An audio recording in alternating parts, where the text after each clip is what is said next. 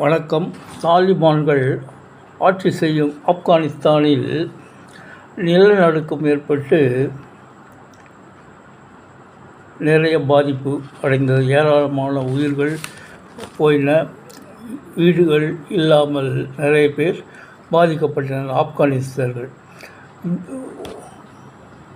உலக நாடுகள் எப்படி உதவுவது என்று தெரியாமல் அவர்கள் தவித்து கொண்டிருந்தார்கள்.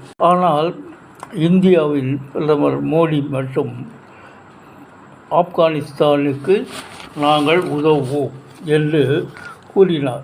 அதன்படி அவர் உதவுவோம் என்று கூறியவுடன் இந்தியாவிலிருந்து ஆப்கானிஸ்தான் பாகிஸ்தான் வழியாக தான் செல்ல வேண்டும். அதனால்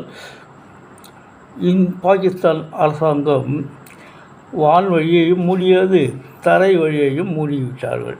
எப்படி பாகிஸ்தானை தாண்டியவர்கள் ஆப்கானிஸ்தானிற்கு பணம் உதவி செய்ய முடியும் என்று பார்த்து விடுவோம் என்று சவால் விட்டு கொண்டிருந்தார்கள்.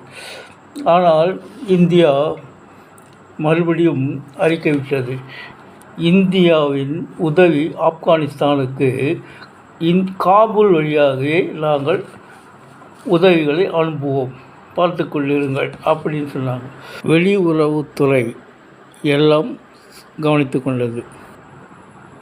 என்னென்ன பொருட்கள் எல்லாம் சேகரித்தார்கள். ஜெனரேட்டர்கள், தண்ணீர் சுத்திகரிப்பான் மற்றும் ஒவ்வொரு குடும்பத்திற்கு மக்களுக்கு தேவையான அனைத்து பொருட்களையும் சேகரித்தார்கள். செப்டம்பர் 1 வெளியுறவுத்துறை அமைச்சர் ஜெய்சங்கர் தலைமையில் எல்லா உணவுப் பொருட்களும் தேவையான உணவுப் பொருட்களும் தயாரிக்கப்பட்டன.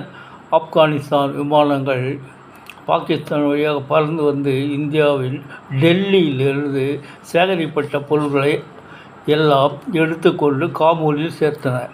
காபூலிலிருந்து ஆப்கானிஸ்தானத்துக்கு தேவையான எல்லா உதவிகளும் ஆப்கானிய மக்களுக்கு சென்றடைந்தது. ஆப்கானிய மக்கள் இந்தியாவை பெரிதும் பாராட்டி நன்றி தெரிவித்தார்கள்.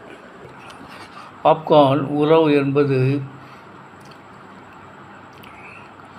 உயிர் காக்கும் உணவுப் பொருட்களை அனுப்பி இந்தியாவை பெரிதும் பாராட்டினார்கள் தாலிபான்கள். சைனாவும் ரஷ்யாவும் இந்தியாவை வியப்புடன் பார்த்து கொண்டு இருந்தன. அதே போன்று பாகிஸ்தான் வான் எல்லையை மூடியதையும் 2 நாடுகளும் கண்டு வியந்தனர். இந்தியாவின் மனிதாபிமானத்தை